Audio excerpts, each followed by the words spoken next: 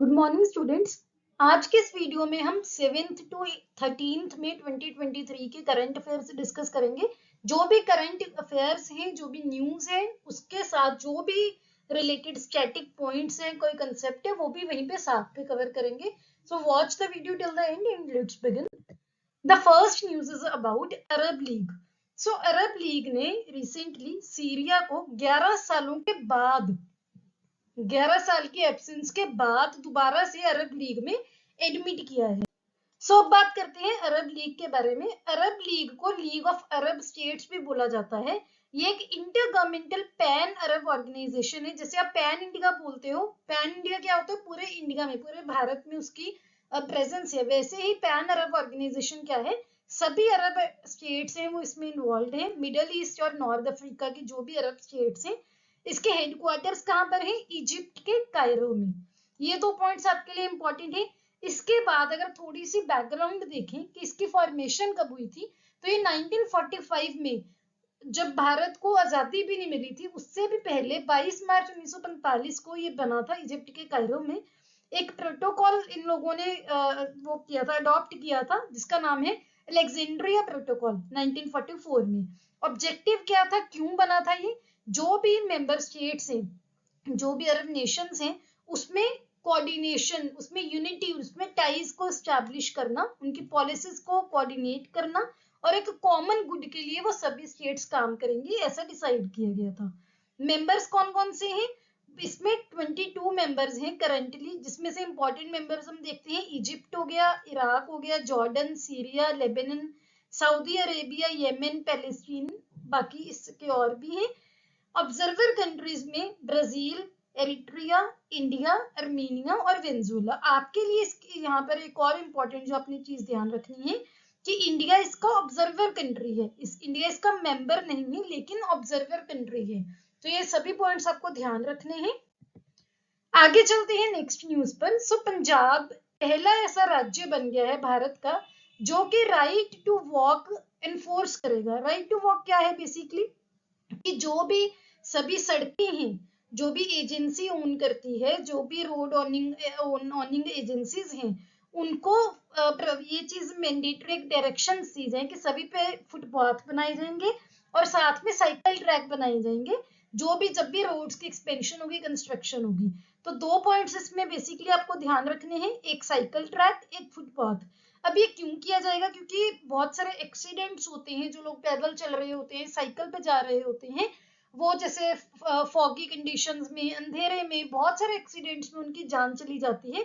इसी चीज को ध्यान में रखते हुए, इसी चीज को बचाने के लिए पंजाब ने ये स्टेप लिया है, और ये पहला ऐसा राज्य बना है भारत का जिसने ऐसा कुछ डिसीजन लिया है। तो बहुत इंपॉर्टेंट न्यूज है ये।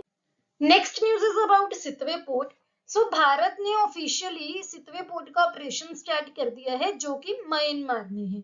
यहाँ पे आपको इंपॉर्टेंट पॉइंट क्या क्या ध्यान रखने हैं। एक तो ये कि जो सितवे पोर्ट है, ये कालाधन प्रोजेक्ट के अंडर इसका ऑपरेशन स्टार्ट किया है। कालाधन, ये कालाधन प्रोजेक्ट क्या है? ये इंडिया और म्यांमार को लिंक करेगा बे ऑफ बंगाल के इसके वाया। बे ऑफ बंगाल क्या है? बंगाल की खाड़ी। इसके हम विजुअल रिप्रेजेंटेशन भी देखेंगे नेक्स्ट स्लाइड में। यहाँ पर इसके जो इंपॉर्टेंट पॉइंट है वो आप सुन लीजिए। इसको आइडेंटिफाई किसने किया था? इंडिया और म्यांमार ने दोनों ने मिलकर, कि इस पोर्ट के थ्रू हम multi modal mode of transport एक स्टैब्लिश कर सकते हैं।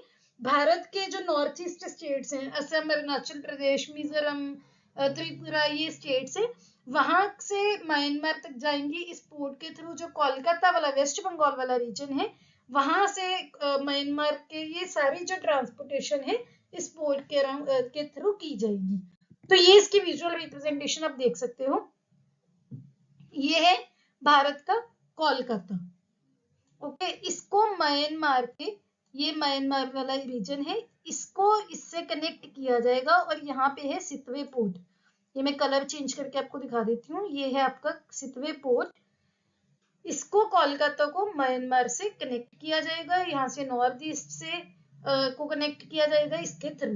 तो ये इंपॉर्टेंट है। आपको क्वेश्चन क्या आ सकता है कि सितवे पोर्ट कौन सी कंट्री के साथ लिंक करेगा, या फिर आपको ये भी पूछ सकते हैं कि म्यांमार की जो बॉर्डर्स हैं वो इंडिया के कौन से स्टेट्स के साथ लगते हैं।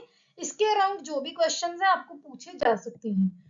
The next news is about ASEAN summit 2023 की जो आसियान की समिट है 42nd समिट वो हुई है इंडोनेशिया के लबून बाजो में।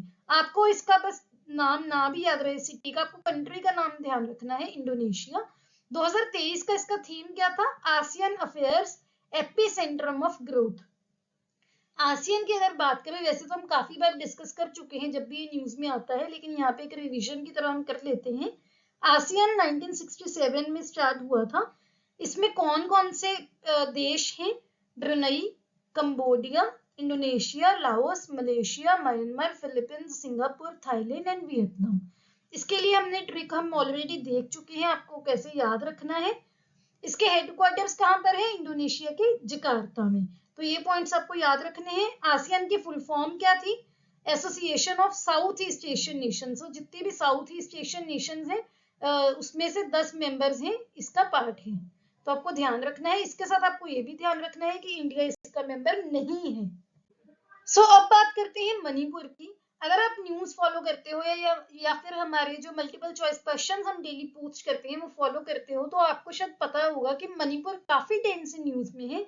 क्यों? क्योंकि वहां की एक कम्युनिटी है, मीटी कम्युनिटी, जो कि वहां पर शेड्यूल्ड ट्राइब स्टेटस की डिमांड कर रही है। इसी को रिगार्डिंग वहां पर काफी इश्यूज चल रहे हैं। इसके रिगार्डिंग हम 4-5 पॉइंट्स इंपॉर्टेंट डिस्कस करेंगे जो आपके एग्जाम्स के लिए इंपॉर्टेंट है। The first point is about article 355। So basically है क्या कि सेंट्रल गवर्नमेंट ने मणिपुर की सिक्योरिटी को टेक ओवर किया है by invoking the article 355 of the constitution. लेकिन अगर हम बात करें मिनिस्ट्री ऑफ होम अफेयर्स की, उन्होंने बोला है कि हमने आर्टिकल 355 इन्वोक नहीं किया। तो यहाँ पर आपके लिए क्या इंपॉर्टेंट है कि 355 आर्टिकल है क्या? आर्टिकल 355 जो भारत के संविधान का आर्टिकल 355 है, वो क्या बोलता है कि जो सेंट्रल गवर्नमेंट है ये इसके पास ये पावर है कि किसी भी स्टेट को प्रोटेक्ट करना इंटरनल डिस्टर्बेंसेस में या फिर एक्सटर्नल एग्रेशन में। आर्टिकल 355 इसलिए है कि सेंटर वहां पर अटेंशन दे सके जो भी स्टेट्स के अफेयर्स हैं। अगर वहां पर कोई भी इश्यूज चल रहे हैं, डिस्टर्बेंस चल रही है, तो ये ड्यूटी है यूनियन की कि स्टेट को प्रोटेक्ट करना against external aggression and internal disturbance, to ensure कि हर स्टेट की, हर राज्य की जो सरकार है वो भारत के संविधान की प्रोविजंस के अकॉर्डिंग चल सके। फर्स्ट पॉइंट हो गया आपका रिलेटेड टू आर्टिकल 355।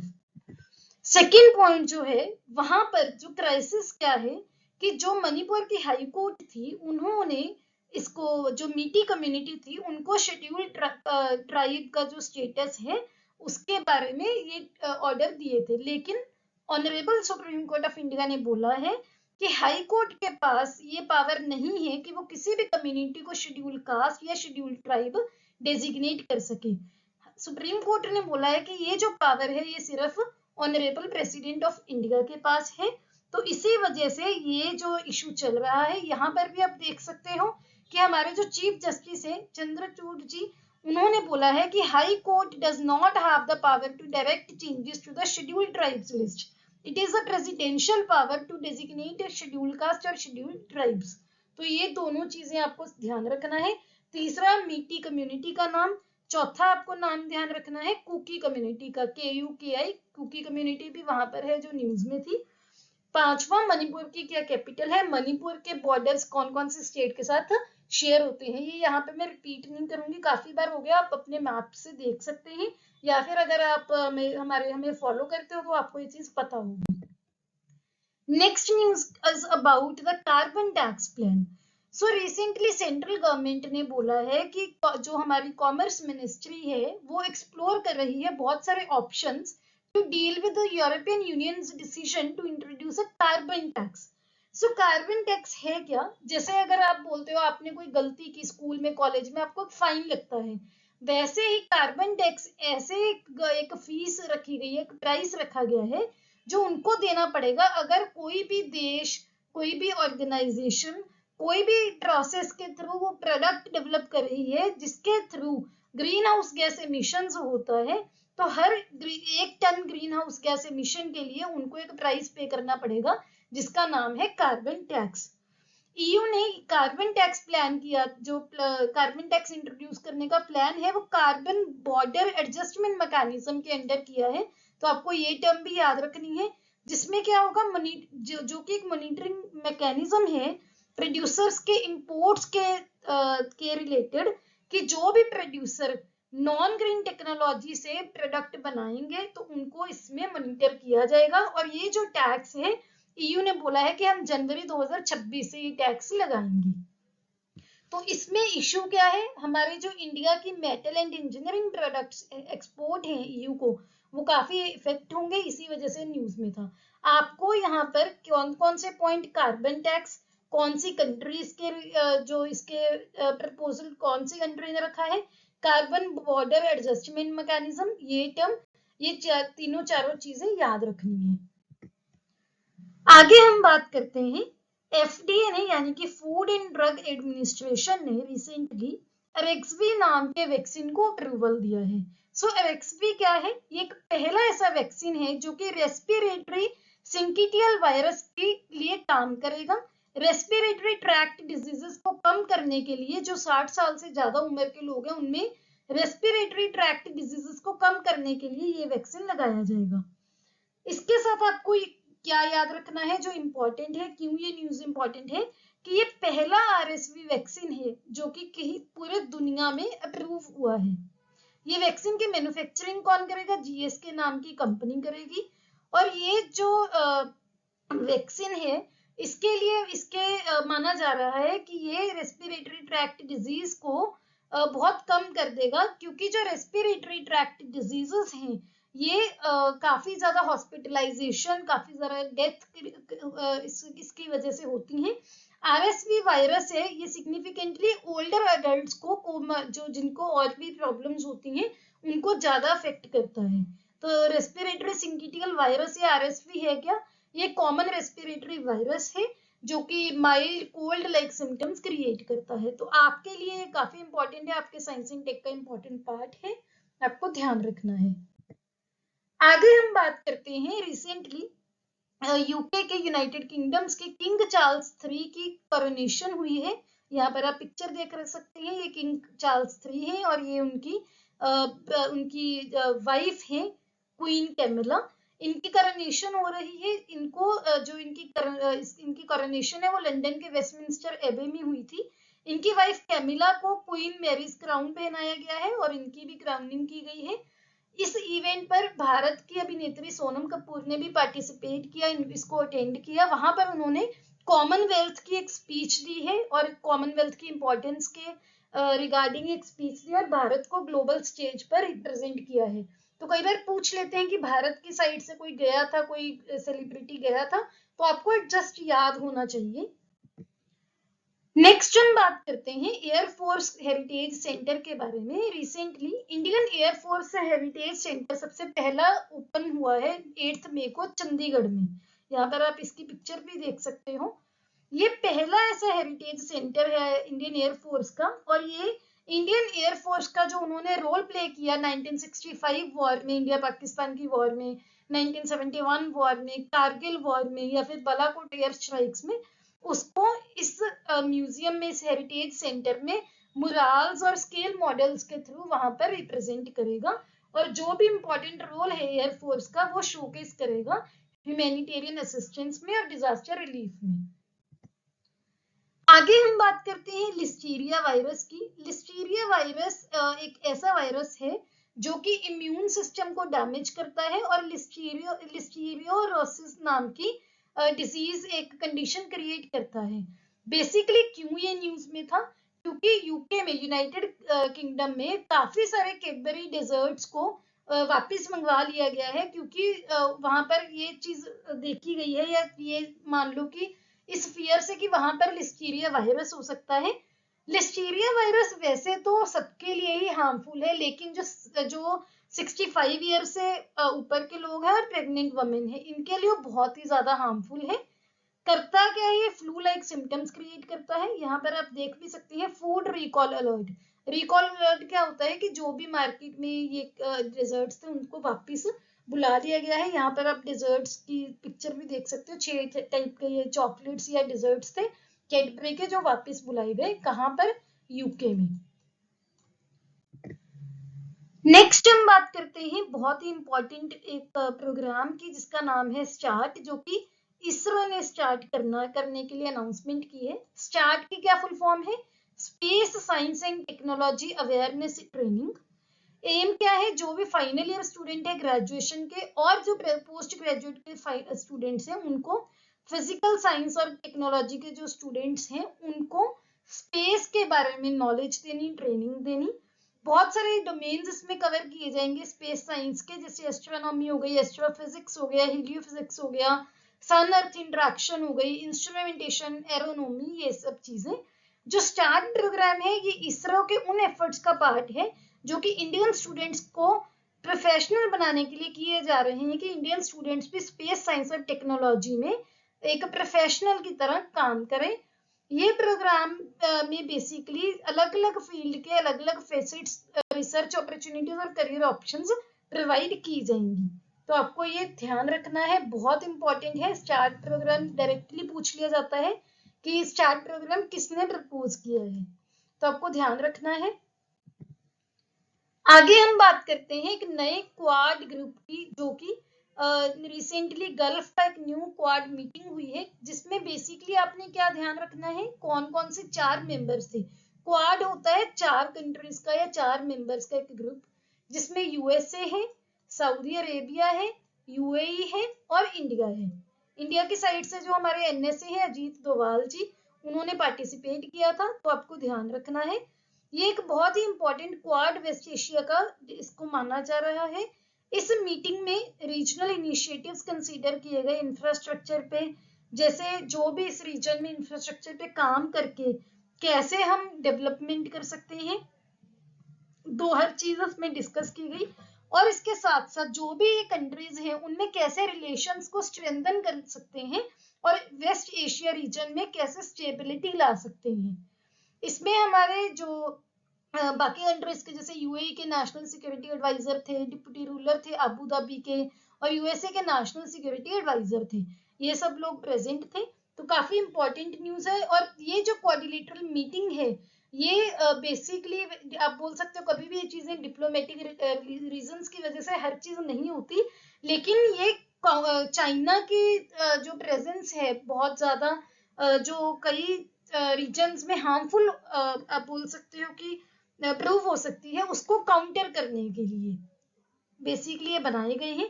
इससे पहले भी क्वाड ग्रुप एक बनाया गया था, कौन कौन था उसमें, इंडिया, यूएसए, जापान, और चौथा मेंबर कौन सा था, अगर आपको पता है तो वो आपको कमेंट सेक्शन में बताना है, वरना हम नेक्स्ट वीडियो में वो डिस्कस करेंगे।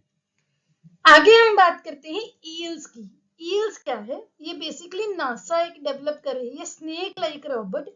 इसके लिए जो सेचुरन प्लैनेट है, शनि ग्रह है, इस पे जो मून है वहां पर लाइफ की पॉसिबिलिटी को डिस्कवर करने के लिए, ये इसकी पिक्चर है, आप यहाँ पर देख सकते हो। स्नेक लाइक इसका स्ट्रक्चर है, ये जो इसके आइडेंटिकल सेगमेंट्स हैं जिसको जोड़ के ये बनाया गया है। बहुत ये first of its kind rotating propulsion unit है, जो कि वहां पर जाकर लाइफ की पॉसिबिलिटी को डिस्कवर करेगा।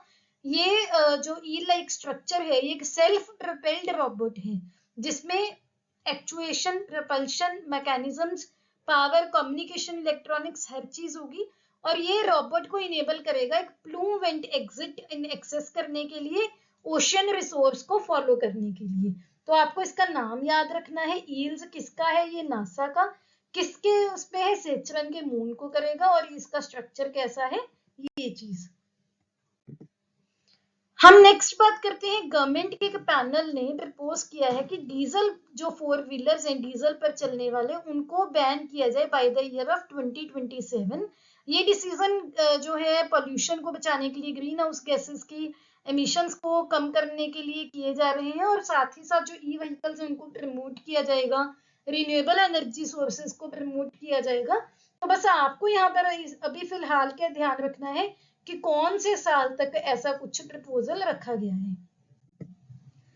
आगे बात करते हैं लॉन्ड्रोमैट कंट्रीज की। लॉन्ड्रोमैट क्या है, अगर आप ऐसे समझो, लॉन्ड्रिंग क्या होती है कि आप एक देश से कोई भी प्रोडक्ट लेकर किसी और देश में बेच रहे हो। तो लॉन्ड्रोमैट कंट्रीज किस किस को नाम दिया गया है? India, China, UAE, Singapore and Turkey. क्यों? ये जो 5 कंट्रीज हैं, इनको ये रशिया से ऑयल लेकर उसको प्रोसेस कर कर यूरोपियन देशों में बेच रही हैं। यूरोपियन नेशंस ने रशिया यूक्रेन वॉर की वजह से रशिया के अगेंस्ट सैंक्शंस लगाई थी, जिसकी वजह से उन्होंने इंपोर्ट रशिया से करना बंद कर दिया था या कम कर दिया था काफी। तो ये जो 5 कंट्रीज हैं, ये रशिया से लेकर यूरोपियन नेशंस को एक्सपोर्ट कर रही हैं। इनको दिया गया है नाम लॉन्ड्रोमैट कंट्रीज, और इनकी लीडर कौन है? इंडिया। तो आपको ये चीजें ध्यान रखनी है। ये जो 5 कंट्रीज है, they are laundering Russian oil and selling it to the west. तो आपको ये ध्यान रखना है, इंपॉर्टेंट पॉइंट है, इंपॉर्टेंट न्यूज है। आगे हम बात करते हैं। हमने काफी टाइम पहले डिस्कस किया था कि भारत में पहली बार जम्मू कश्मीर के रियासी डिस्ट्रिक्ट में लिथियम रिजर्व्स मिले थे। अब जम्मू कश्मीर के बाद राजस्थान के एक देगाना डिस्ट्रिक्ट में ये लिथियम रिजर्व्स मिले हैं, जो कि जिसकी प्रपोर्शन काफी मानी जा रही है, और ये माना जा रहा है कि भारत की डिमांड का 80% जो है वो फुलफिल कर सकता है। अभी करंटली भारत इंपोर्ट्स पर डिपेंडेंट है काफी सारे कंट्रीज पर, जिसमें चाइना का नाम सबसे ऊपर आता है। सो जम्मू एंड कश्मीर के बाद लिथियम रिजर्व्स अब राजस्थान के देगाना डिस्ट्रिक्ट में मिले हैं। तो आपको जम्मू कश्मीर और राजस्थान दोनों का नाम आपको ध्यान रखना है। काफी इंपॉर्टेंट क्वेश्चन है ये आपके इस बार के एग्जाम्स के लिए। आगे हम बात करते हैं इंडिया का पहला एयरबस C295। ये एयरबस का एक नाम है जिसने रिसेंटली पहली अपनी फ्लाइट कंप्लीट की है। इंडिया का पहला एयरबस C295 ने अपनी पहली फ्लाइट का एक कंप्लीट करके बहुत ही सिग्निफिकेंट माइलस्टोन अचीव किया है मेक इन इंडिया का पहला एरोस्पेस प्रोग्राम के बारे में। इंडियन एयरफोर्स लार्जेस्ट ऑपरेटर बन गया है C295 का पूरी दुनिया में, और इसके थ्रू हमारी जो मेक इन इंडिया कमिटमेंट्स हैं, हमारी जो ऑपरेशनल कैपेबिलिटीज हैं, इसका भी पूरे वर्ल्ड में सबूत दिया गया है। तो आपको C295 ध्यान में रखना है। एक मेक इन इंडिया एयरबस है जो कि किसने इंडियन एयरफोर्स के रिलेटेड है, और ये क्यों इसका सिग्निफिकेंस है? मेक इन इंडिया की वजह से पूरी दुनिया का एक सबूत दिया है कि हम खुद भी इस फील्ड में जो मैन्युफैक्चरिंग है अच्छे लेवल पर कर सकते हैं। आगे हम बात करते हैं मशीन्स कैन सी समिट की। सो यूएई में machines can see summit 2023 launch की गई है, जिसके अंदर क्या किया है, जो आर्टिफिशियल इंटेलिजेंस है उसका फ्यूचर को विजुअलाइज किया गया है। आर्टिफिशियल इंटेलिजेंस के कॉमन एग्जांपल आप समझ सकते हो रोबोटिक्स। तो आर्टिफिशियल इंटेलिजेंस काफी टाइम से न्यूज में था, क्योंकि अभी रिसेंटली गूगल में एक इंसान ने जो आर्टिफिशियल इंटेलिजेंस का पहले काफी प्रमोशन करते थे, उन्होंने रिजाइन किया। आर्टिफिशियल इंटेलिजेंस की वजह से काफी सारी जॉब्स लोग खोएंगे कुछ आने वाले सालों में, ये वर्ल्ड इकोनॉमिक फोरम ने रिपोर्ट दी। तो जो भी आर्टिफिशियल इंटेलिजेंस का भी फ्यूचर विजुअलाइज किया जा रहा है काफी इंपॉर्टेंट है। तो ये दुबई में हुई थी, यूएई गवर्नमेंट ने लॉन्च की थी। इसमें जो पार्टनरशिप किसमें होगी, किसमें हुई? Artificial intelligence, digital economy, remote work, application office and machine can see company. तो ये चीजें इंपॉर्टेंट है, कहां पर ये सबमिट हुई ध्यान रखना है आपको। आगे हम बात करते हैं केसीसी कैंपेन की। केसीसी कैंपेन क्या है? किसान क्रेडिट कार्ड कैंपेन, जो कि पूरे भारत में नेशन वाइड कैंपेन लॉन्च किया गया। Union ministry of fisheries, animal husbandry and dairying ने नेशन वाइड एक कैंपेन लॉन्च किया जिसका नाम क्या है? Animal husbandry, dairying and fisheries KCC campaign, जो कि 1 मई से 31 मार्च 2024 तक चलेगा। इस कैंपेन का क्या एम होगा? किसान क्रेडिट कार्ड के जो बेनिफिट्स हैं वो सभी eligible animal husbandry, dairying and fishery farmers को भी एक्सटेंड करना, उनको भी ये वाले बेनिफिट्स दिए जाएंगे। ये जो कैंपेन है ये क्रेडिट फैसिलिटीज क्या होती हैं, आप लेमन लैंग्वेज में समझ लो, लोन्स। जो छोटे लैंडलेस फार्मर्स हैं, जिनके पास लैंड भी नहीं है, उनको भी क्रेडिट फैसिलिटीज दी जाएंगी अगर वो एनिमल हस्बेंड्री और फिशरीज एक्टिविटीज में एंगेज होंगे। अगर हम बात करें किसान क्रेडिट कार्ड स्कीम के बारे में, ये 1998 में इंट्रोड्यूस की गई थी। किसानों को टाइमली क्रेडिट सपोर्ट देने के लिए, उनके कल्टीवेशन रिलेटेड नीड्स के लिए और बाकी नीड्स के लिए। ये एक एटीएम इनेबल्ड रुपे कार्ड की फैसिलिटी देता है, वन टाइम डॉक्यूमेंटेशन और built in cost escalation limit होती है, जिसके अंडर कितनी भी बार आप कितने भी पैसे विथड्रॉ कर सकते हो। आगे हम बात करते हैं ग्रीन पोर्ट गाइडलाइंस 2023 की, जिसको हरित सागर के नाम से भी जाना जाता है। रिसेंटली मिनिस्टर ऑफ पोर्ट्स ने सर्बानंद सोनोवाल जी ने हरित सागर ग्रीन पोर्ट गाइडलाइंस इशू की हैं, जिसका एम क्या है, इन्वायरमेंट फ्रेंडली प्रैक्टिसेस को प्रमोट करना, जिसकी वजह से, जिसकी हेल्प से टारगेटेड आउटकम्स अचीव किए जाएंगे और जो कार्बन एमिशंस है उनको कम करने के क्वांटिफाइड रिडक्शन क्या होता है कि एक डेफिनेट क्वांटिटी में हम कार्बन एमिशंस को कम करेंगे डिफाइंड टाइमलाइंस में, एक टाइमलाइन डेडलाइन डिसाइड करके। इसकी हेल्प से हम एसडीजी जो आपके सस्टेनेबल डेवलपमेंट गोल है उसको भी अचीव करने में आपके ये काम करेगा। इसके थ्रू वेस्ट मिनिमाइज होगा। वेस्ट मिनिमाइज करने के लिए क्या काम किया जाएगा, reducing, reusing, repurposing and recycling, ये 4 काम किए जाएंगे, जिसकी हेल्प से zero waste discharge port operation से अटेन करना हम करने का एम रखते हैं। आगे हम बात करते हैं, भारत ने अनाउंस किया है कि वो खुद का एक हीट इंडेक्स लॉन्च करेंगे। भारत में कौन लॉन्च करेगा, इंडिया मीटरोलॉजिकल डिपार्टमेंट IMD, जो भी वेदर रिलेटेड हर चीज मॉनिटर करते हैं, कंट्रोल करते हैं। भारत ये ओन जो हीट इंडेक्स है वो क्यों लॉन्च करेगा, हीट हैजार्ड को, जो हीट वेव्स हैं, जो इनकी वजह से इम्पैक्ट्स होते हैं, इफेक्ट्स होते हैं, उसको क्वांटिफाई करने के लिए, उसको मेजर करने के लिए हीट इंडेक्स एक ऐसा मेजर होगा कि कितना, जब ह्यूमिडिटी एक फैक्टर आप फिक्स कर दोगे, एयर टेम्परेचर कितना ज्यादा है, कितना हीट आप फील कर रहे हैं, जो वेदर में कितनी हीट है, फिगर्स कैलकुलेट की जाएंगी IMD के डेटा को यूज करके। इसको एक और नाम से भी जाना जाएगा, क्या नाम होगा, अपेरेंट टेम्परेचर। तो आपको अपेरेंट टेम्परेचर भी याद रखना है और हीट इंडेक्स भी याद रखना है, कौन सा देश लॉन्च करने वाला है और इंडिया में ये कौन लॉन्च करेगा। नेक्स्ट हम बात करते हैं, शांति निकेतन को यूनेस्को वर्ल्ड हेरिटेज लिस्ट की टेंटेटिव लिस्ट में ऐड किया गया है। अब शांति निकेतन क्या है, ये वेस्ट बंगाल के बीरभूम डिस्ट्रिक्ट में एक टाउन है, जहां पर रविंद्रनाथ टैगोर जी ने अपना जिंदगी का काफी टाइम वहां पर स्पेंड किया है। शांति निकेतन जी रविंद्रनाथ टैगोर जी ने ही स्टैब्लिश किया था। उन्होंने यूनेस्को वर्ल्ड हेरिटेज लिस्ट के में इसको इंक्लूजन के लिए रिकमेंड किया गया है, ये इंटरनेशनल एडवाइजरी बॉडी के द्वारा। तो आपको याद रखना है, शांति निकेतन बहुत इंपॉर्टेंट है, रविंद्रनाथ टैगोर जी के बारे में है, ये आप अपनी हिस्ट्री के बुक्स में भी पढ़ते हो। आगे बात करते हैं, फर्स्ट टेगाइन लैंग्वेज फिल्म या टेजाइन लैंग्वेज फिल्म, कुछ भी आप बोल लो, इसका पहली बार ट्रेलर लॉन्च किया है। इस नाम क्या था इस फिल्म का, लव इन 90s, जो कि पहली ऐसी फिल्म है जो कि टेगीन लैंग्वेज या टेजीन लैंग्वेज में बनाई गई है। ये कौन से राज्य की लैंग्वेज है, अरुणाचल प्रदेश की, जो कि union law and justice minister Kiren Rijiju ने इनका ट्रेलर लॉन्च किया है। इस फिल्म में 90s इरा का वाइब्रेंट कलरफुल वर्ल्ड डिपिक्ट किया गया है। टेगीन कम्युनिटी के बेस्ड उनका जो ये जो टेगीन कम्युनिटी है, ये अरुणाचल प्रदेश के अपर सुबनसिरी डिस्ट्रिक्ट में रहती हैं और ये पूरी फिल्म टेगीन लैंग्वेज में बनने वाली पहली फिल्म है। तो आपको ध्यान रखना है, बहुत इंपॉर्टेंट न्यूज है। नेक्स्ट हम बात करते हैं उत्तर प्रदेश के बारे में, जो कि पहला ऐसा राज्य बना है digital health card for children बनाने के लिए। उत्तर प्रदेश के urban development department and Lucknow smart city ने स्कूल हेल्थ कार्ड एक लॉन्च किया है, स्कूल हेल्थ प्रोग्राम।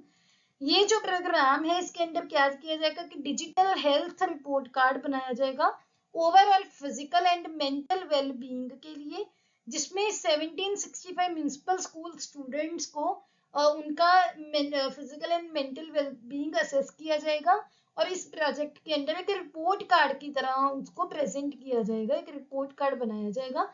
तो कौन कर रहा है, यूपी के अर्बन डेवलपमेंट डिपार्टमेंट और लखनऊ स्मार्ट सिटी।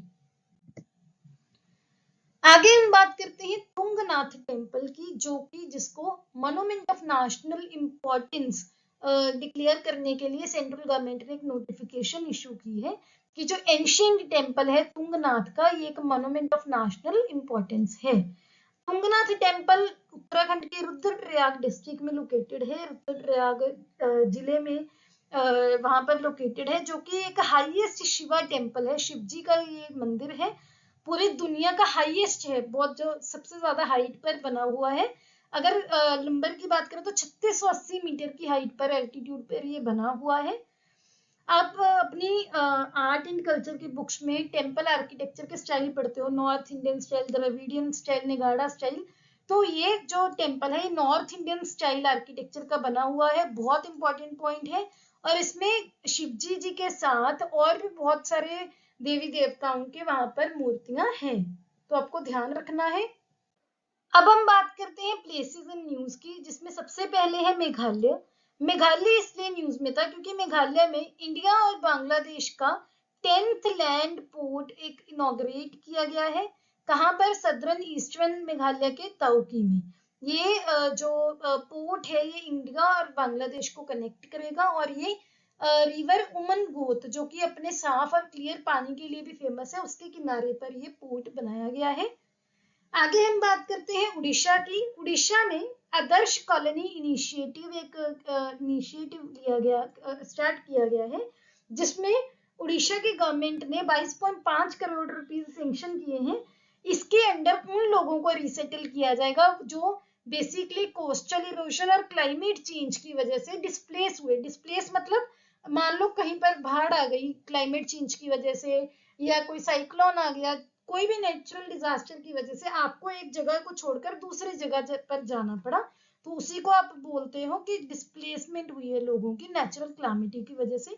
तो जो भी लोगों की कोस्टल इरोजन और क्लाइमेट चेंज की वजह से डिस्प्लेस हुए हैं, उनकी सेटलमेंट की जाएगी इस कॉलोनी में। और उड़ीसा में भारत का पहला रिसेटलमेंट कॉलोनी इसमें स्टैब्लिश किया जाएगा। ये जो कॉलोनी है ये उड़ीसा के केंद्रापड़ा डिस्ट्रिक्ट में, केंद्रापड़ा जिले में लॉन्च की जाएगी। तो यहाँ पर जो है उनके लिए ये फंड यूज करके घर बनाए जाएंगे, उनको ड्रिंकिंग वाटर प्रोवाइड किया जाएगा, वहां पर इलेक्ट्रिसिटी प्रोवाइड की जाएगी, सड़कें प्रोवाइड की जाएंगी, या जो भी लाइवलीहुड के लिए इंपॉर्टेंट फैसिलिटीज हैं, जरूरी फैसिलिटीज हैं, वो प्रोवाइड की जाएंगी। आगे बात करते हैं अंडमान सी की। अंडमान सी इसलिए न्यूज में था क्योंकि रिसेंटली अंडमान सी में 35th एडिशन कंडक्ट किया गया है कॉर्पेट, इंडो थाई कॉर्पेट का, जिसमें इंडिया की नेवी और थाईलैंड की royal navy, Thai navy participate करती है।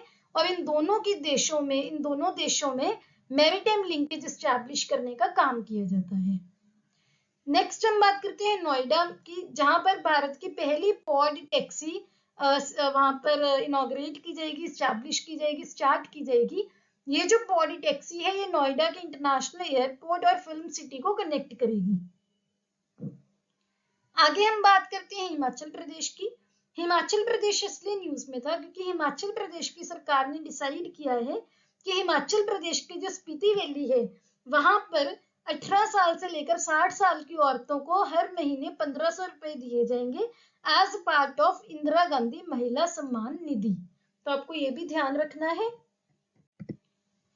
आगे हम बात करते हैं अवार्ड्स की। सबसे पहले तो भारत रत्न डॉक्टर अंबेडकर अवार्ड ये दिया गया है उत्तर प्रदेश के चीफ मिनिस्टर योगी आदित्यनाथ को। ये अवार्ड उनको क्यों दिया गया है कि उन्होंने उत्तर प्रदेश को फियर फ्री, कि वहां पर अब कोई डर नहीं है, fear free Uttar Pradesh create करने के लिए उनके जो डेडिकेटेड एफर्ट्स रहे उसको रिकॉग्नाइज किया गया है इस अवार्ड के थ्रू। नेक्स्ट हम बात करते हैं स्पोर्ट्स न्यूज की। स्पोर्ट्स न्यूज में सबसे पहले तो जो हमारे ओलंपिक चैंपियन नीरज चोपड़ा जी हैं, जो कि एक जैवलिन थ्रोअर हैं, इन्होंने दोहा डायमंड लीग जीती है जो कि कतर में हुई थी, और उन्होंने 88.67 मीटर का थ्रो फेंका इसमें। यहाँ पर आप इनकी पिक्चर भी देख सकते हो। नीरज चोपड़ा जी, इन्होंने 88.67 मीटर का जो जैवलिन थ्रो किया। नेक्स्ट स्पोर्ट्स न्यूज है अबाउट द विराट कोहली, जो कि पहले ऐसे बैट्समैन बने हैं जिन्होंने आईपीएल में 7000 रन स्कोर कर लिए हैं। तो अगर आपको क्वेश्चन आ जाए आईपीएल में स्पेसिफिकली 7000 रन किसने स्कोर किए हैं, तो आंसर है विराट कोहली। यहाँ पर आप पिक्चर भी देख सकते हो। आगे बात करते हैं टेयर ऑफ मायराज अहमद खान एंड गिनमात सेखों, इन दोनों ने ISSF शॉटगन वर्ल्ड कप जो कि इजिप्ट के कायरो में हुआ था वहां पर गोल्ड मेडल लिया है इन स्कीट मिक्स्ड टीम इवेंट। ये भारत की साइड से गए थे जिन्होंने ये गोल्ड मेडल अचीव किया है। किस फील्ड में किया है, किस गेम में किया है? स्कीट मिक्स्ड टीम के फील्ड में ISSF शॉटगन वर्ल्ड कप में। आगे बात करते हैं एशिया कप की। एशिया कप का वर्ल्ड रैंकिंग टूर्नामेंट स्टेज 2 में इंडिया की archery main and women team top पर इमर्ज हुई है, टॉप पोजीशन हासिल की है, जिसमें इंडिया की टीम्स ने 7 गोल्ड मेडल अचीव किए हैं, 5 सिल्वर मेडल और 2 bronze medal. Asia cup world ranking tournament ये हुआ कहां पर था? उज्बेकिस्तान की राजधानी ताशकेंत में। तो आपको ये भी ध्यान रखना है। आगे बात करते हैं मैड्रिड ओपन 2023 में, जिसमें स्पेन के कार्लोस अल्काराज उन्होंने जीत हासिल की है।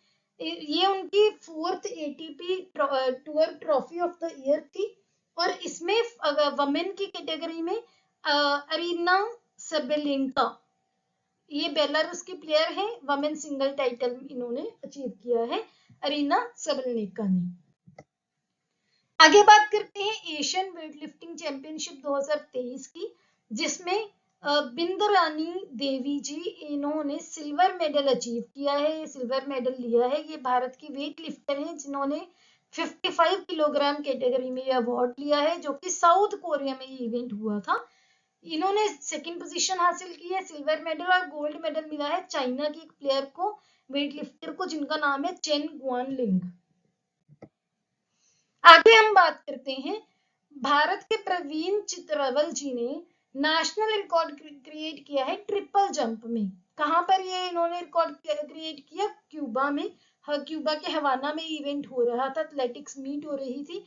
नेशनल रिकॉर्ड इन्होंने ब्रेक किया और 17.37 मीटर का इन्होंने ट्रिपल जंप वो किया। पहले ये रिकॉर्ड 2016 में जो इंडियन ग्रैंड प्रिक्स में रंजनीत महेश्वरी जी ने रिकॉर्ड बनाया था, जो अब किनके पास आ गया है? प्रवीण चित्रेवल के पास। अब बात करते हैं शॉर्ट न्यूज या मिसलेनियस न्यूज की। सबसे पहले है IBM ने नासा के साथ पार्टनरशिप की है कि वो सैटेलाइट डेटा को हाई रेजोल्यूशन मैप्स में कन्वर्ट करके देंगी। आगे है union ministry of women and child development ने कैंपेन लॉन्च किया है जिसका नाम है पोषण भी पढ़ाई भी।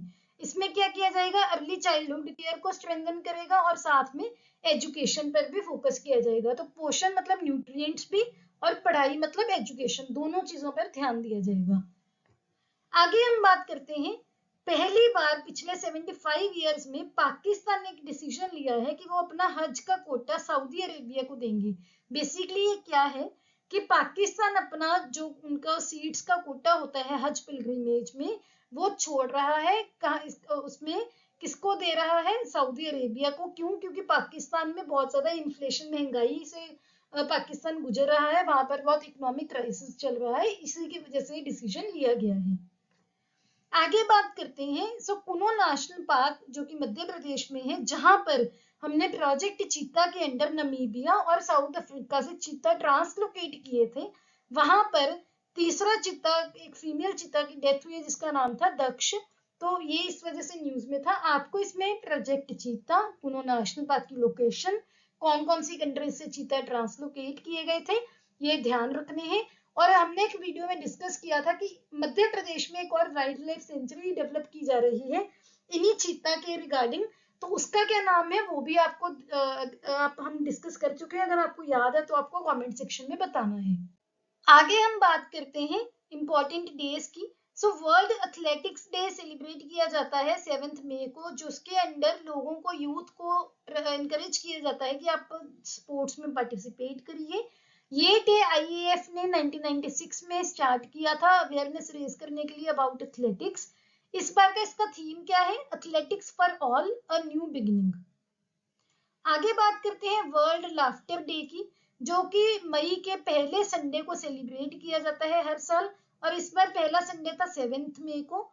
तो इसमें क्या किया जाता है? लाफ्टर को, हंसने को प्रमोट किया जाता है as a mean to improve the physical and mental wellbeing, कि हंसने से लोगों के फिजिकल हेल्थ और मेंटल हेल्थ को प्रमोट किया जाए। आगे बात करते हैं वर्ल्ड रेड क्रॉस डे की, जो कि 8 मई को सेलिब्रेट किया जाता है।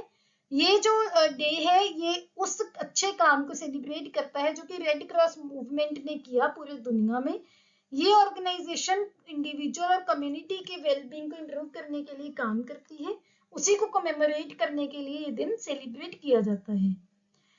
8 मई को वर्ल्ड थैलेसीमिया डे भी मनाया जाता है। थैलेसीमिया एक ऐसी डिजीज है जो कि जेनेटिक डिजीज है। जेनेटिक डिजीज होती है जो जीन्स से, आपके पेरेंट्स से, मतलब कि पेरेंट्स से बच्चे में ट्रांसमिट होती है। तो थैलेसीमिया एक ब्लड डिसऑर्डर है, एक ऐसा डिसऑर्डर है जिसमें जो रेड ब्लड सेल्स हैं वो डिस्ट्रॉय हो जाते हैं, जिसमें हीमोग्लोबिन बनने में डिफिकल्टी आती है और किसी भी इंसान को अनीमिया होता है। ये जो जेनेटिक डिजीज है ये पेरेंट्स से बच्चे में ट्रांसफर होती है। थैलेसीमिया भी 3 टाइप का होता है, मेजर, इंटरमीडिएट और माइनर। और जो मेजर थैलेसीमिया से के पेशेंट होते हैं उनको बहुत फ्रीक्वेंट ब्लड ट्रांसफ्यूजन भी उनके किए जाते हैं। आगे बात करते हैं इंटरनेशनल नर्स डे की, जो कि 12 मई को सेलिब्रेट किया जाता है। सभी ऐसे नर्सेस जो लोगों की जो हेल्थ केयर में काम करती हैं उनको थैंक यू बोलने के लिए, उनके एफर्ट्स को कमेमोरेट करने के लिए, उनकी डेडिकेशन को कमेमोरेट करने के लिए इस दिन जो एक फ्लोरेंस नाइटिंगेल नाम की नर्स थी उनका बर्थडे होता है। 2023 का जो इंटरनेशनल नर्स डे है इसका थीम क्या है? Our nurses our future. तो आई होप इससे आपको सभी आपकी न्यूज कवर हो गई होंगी, आपको क्लियर हो गई होगी हर चीज। स्टिल आपको कोई डाउट है आप कमेंट सेक्शन में पूछ सकते हैं।